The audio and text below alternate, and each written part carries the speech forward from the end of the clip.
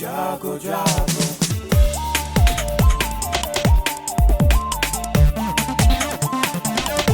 Radio जागो जागो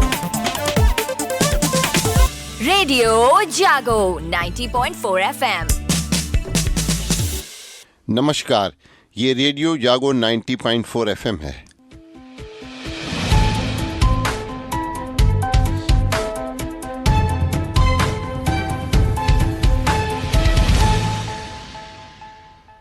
अब आप अभय शंकर गौड़ से आज की हलचल सुनिए।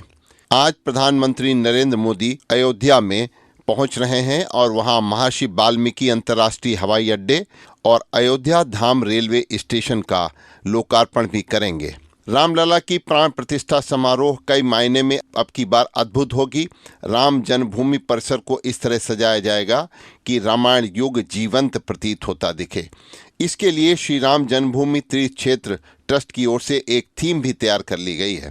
धर्मनगरी काशी में तैयार कलश से सरयू का जल लेकर भक्त रामलला का अभिषेक करेंगे।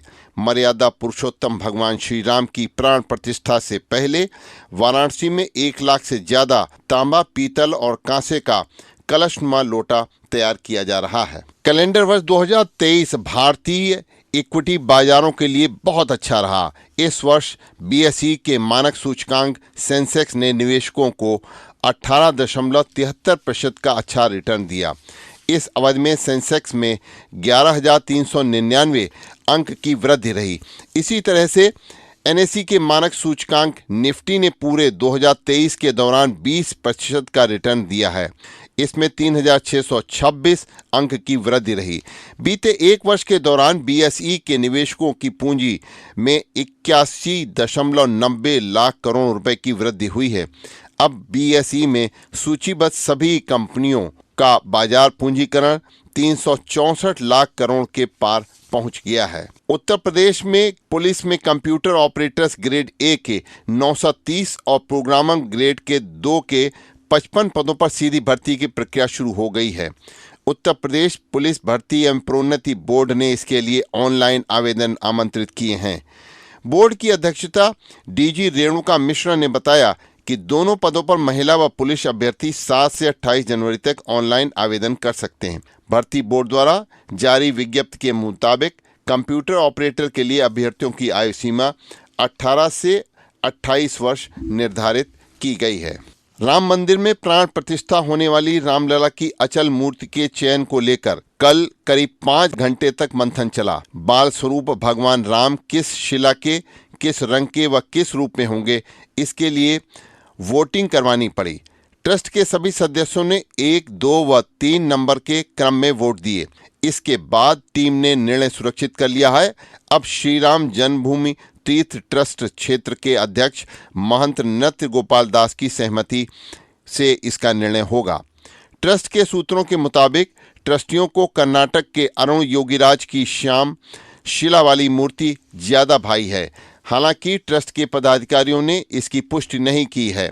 सुबह 10 बजे से कार सेवकपुरम में बैठक शुरू हुई और ट्रस्ट के सभी पदाधिकारियों ने अचल मूर्ति को लेकर अपनी राय दी। इसके बाद ट्रस्ट के सभी पदाधिकारी राम सेवकपुरम पहुंचे, जहां तीनों मूर्तियों को सभी ने देखा और मूर्तिकारों से बात भी की। मुख्य चुनाव आयोग की नियुक्ति वाले बिल को राष्ट्रपति द्वारा मंजूरी प्रदान कर दी गई है। मुख्य चुनाव आयुक्त अर्थात सीईसी और अन्य चुनाव आयुक्तों की नियुक्ति संबंधी विधेयक को राष्ट्रपति द्रौपदी मुर्मू ने मंजूरी दे दी है। इसके साथ ही प्रेस एवं पत्र पत्रिका पंजीकरण विधेयक को भी मंजूरी दे दी गई है। विधेयक के तहत कानून मंत्री की अध्यक्षता में 2 सदस्य शामिल करते हुए एक खोज समिति गठित करने का प्रावधान किया गया है। समिति सीईसी या ईसी के रूप में नियुक्त के लिए 5 नाम सुझाएगी। इन नामों पर प्रधानमंत्री की अध्यक्षता वाली चयन समिति विचार के बाद नियुक्ति के लिए राष्ट्रपति को सिफारिश करेगी। सुकन्या समृद्धि योजना पर निवेशकों को अब 8.2% और 3 साल की मियादी जमा टर्म डिपॉजिट पर 7.1% ब्याज मिलेगा। वित्त मंत्रालय ने कल बताया कि ब्याज दर में क्रमशः 0.2% और 0.1% की बढ़ोतरी की गई है। नई दर जनवरी से मार्च तक के लिए लागू होगी। बाकी सभी छोटी बचत योजनाओं जबकि बचत दरें, ब्याज दरें पहले की ही तरह रहेंगी।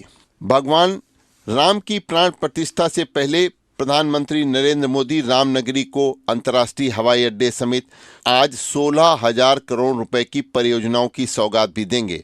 प्रधानमंत्री रेलवे स्टेशन पर नए भवन का लोकार्पण करने के साथ 6 वंदे भारत व 2 अमृत भारत ट्रेनों को हरी झंडी भी दिखलाएंगे। जनता दल यू के अध्यक्ष लल्लन सिंह के इस्तीफे के बाद बिहार के मुख्यमंत्री नीतीश कुमार फिर से जनता दल यू के राष्ट्रीय अध्यक्ष बन गए हैं।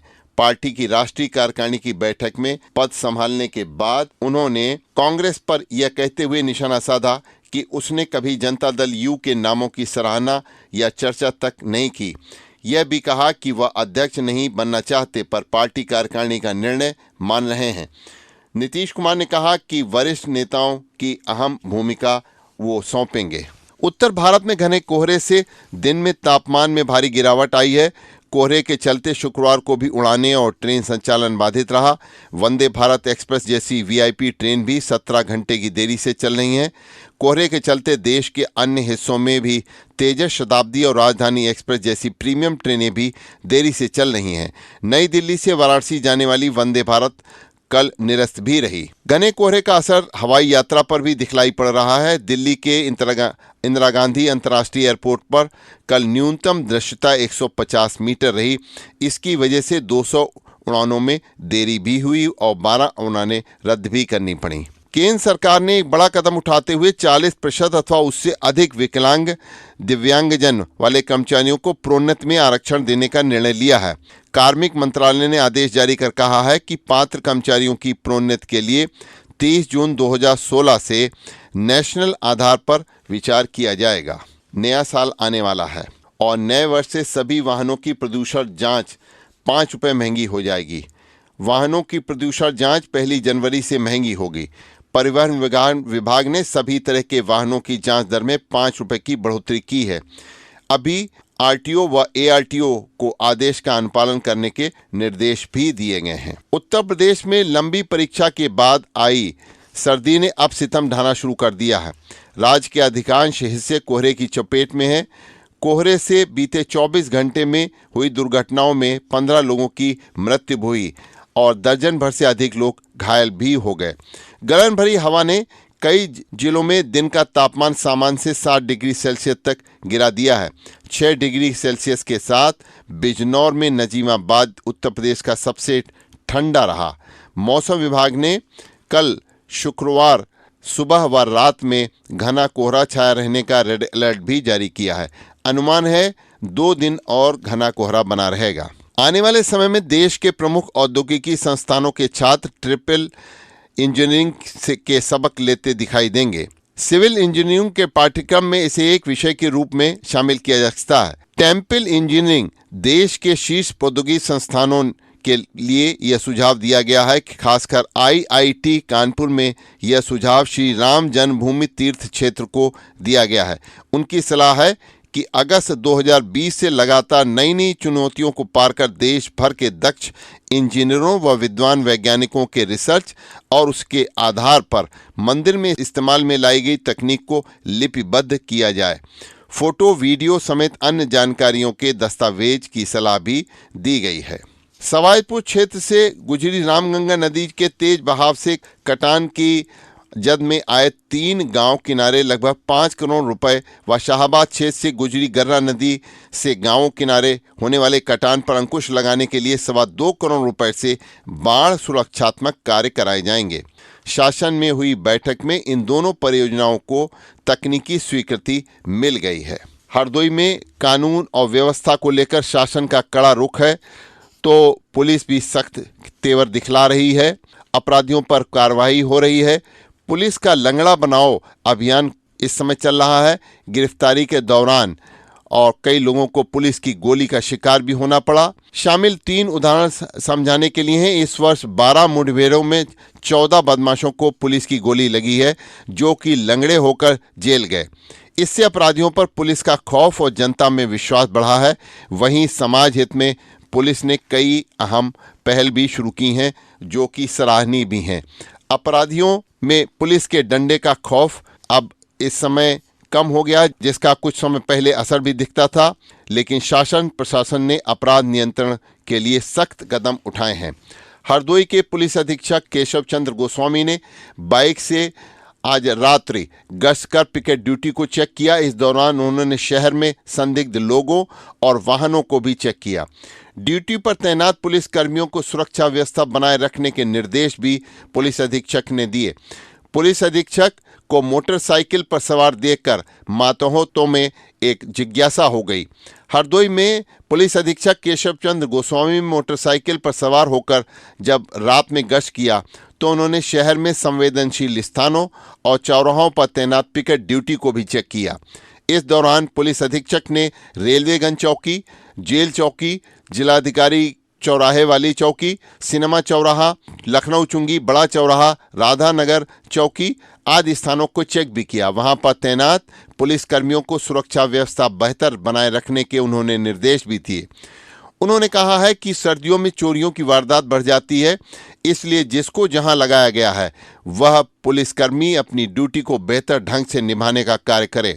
एक दिन बाद उन्होंने कहा कि नया वर्ष आ रहा है, उस दिन बड़ी संख्या में लोग बाहर निकलते हैं और नव वर्ष को सेलिब्रेट करते हैं। इस दौरान उन्होंने निर्देश दिए हैं कि बाइक की धीमी गति से लोग सड़कों पर चलें और यातायात नियमों का पालन करें, जिससे कि शांति व्यवस्था भी बनी रहे। रात गश्त पर निकले पुलिस अधीक्षक को देखकर पुलिसकर्मी बहुत जिज्ञासु रहे। फिलहाल पुलिस अधीक्षक ने तमाम संवेदनशील स्थानों को चेक कर पुलिसकर्मियों को सुरक्षा व्यवस्था बनाए रखने का पाठ भी पढ़ाया है। इस दौरान पुलिस अधीक्षक के साथ सीओ सिटी अंकित मिश्रा भी मौजूद रहे। पुलिस अधीक्षक केशव चंद्र गोस्वामी ने कल कई सर्किल थानों की समीक्षा बैठक भी की और उन्होंने लंबित विवेचनाओं का समय से निस्तारण किए जाने के निर्देश भी दिए हैं। महिलाओं को स्वरोजगार से जोड़ने और आर्थिक सशक्तिकरण के लिए मुख्यमंत्री युवा स्वरोजगार योजना के तहत उन्हें अनुदान पर ई रिक्शा उपलब्ध कराया जाएगा। सूक्ष्म लघु एवं मध्यम उद्यम मंत्री राकेश सचान के अनुसार प्रत्येक जिले में 250 महिलाओं को ई रिक्शा देने का लक्ष्य तय किया गया है। अब जिलाधिकारी व कमिश्नर को मुख्यमंत्री व मंत्रियों के दौरे की जानकारी संबंधित संसद सदस्य व विधायक को देनी होगी। उत्तर प्रदेश शासन के पुलिस महानिदेशक, सभी मंडलायुक्त और सभी जिलाधिकारियों को निर्देश दिए गए हैं कि मुख्यमंत्री, प्रभारी मंत्री व अन्य मंत्रियों के जिले के भ्रमण की जानकारी जिले के जनप्रतिनिधियों को समय से अवश्य दे दी जाए। राज्य के संसदीय कार्य विभाग के प्रमुख सचिव ने इस बाबत शासनादेश जारी किया है, जिसके अनुसार विधानसभा सदस्यों के प्रति शिष्टाचार, अनुमन्य प्रोटोकॉल का उल्लंघन किए जाने से जुड़े मामलों पर विचार विमर्श किए जाने के लिए 30 अक्टूबर को विधानसभा अध्यक्ष की अध्यक्षता में संसदीय अनुश्रवण समिति की बैठक भी हुई थी। हरदोई में राज्य मंत्री ने अयोध्या से आए पूजित अक्षत कलश का कल पूजन अर्चन किया। अयोध्या में नवनिर्मित श्री राम मंदिर में श्री रामलला दरबार की प्राण प्रतिष्ठा में लोगों को आमंत्रित किए जाने से आए पूजित अक्षत कलश को कल 52 के बाबा आदिनाथ मंदिर में स्थापित किया गया और अक्षत कलश का पूजन राज्य मंत्री आबकारी स्वतंत्र प्रभार नितिन अग्रवाल द्वारा किया गया। जिलाधिकारी एमपी मंगला प्रसाद सिंह के निर्देश पर शाहाबाद में बड़ी फील्ड में दिव्यांग मेले का आयोजन कल किया गया। इस दौरान 232 दिव्यांगों ने प्रमाण पत्र बनवाने के लिए आवेदन किया और परीक्षण के बाद इन सभी के प्रमाण पत्र जारी कर दिए गए। 251 दिव्यांगों को सहायक उपकरण के लिए भी चिन्हित किया गया है। बड़ी फील्ड में आयोजित दिव्यांग मेले का शुभारंभ एसडीएम पूनम भास्कर ने किया। दिव्यांगों को सुविधा दिलाने के उद्देश्य शाहाबाद, टोडरपुर, भरखनी और पिहानी ब्लॉक के अलग अलग स्टॉल लगाए गए हैं। लोगों को मिलावटी सामान से छुटकारा देने के लिए खाद्य विभाग ने शहर में कल जांच अभियान चलाया। खाद्य सुरक्षा एवं औषधि प्रशासन विभाग ने जिला खाद्य सुरक्षा अधिकारी सतीश कुमार के नेतृत्व में कल ये कई जगह नमूने लिए और अभियान के दौरान दुकानदारों में इसलिए काफ़ी हड़कंप भी मचा रहा। अभी आप सुन रहे थे अभय शंकर गौड़ से आज की हलचल। सुनते रहिए रेडियो जागो 90.4 FM।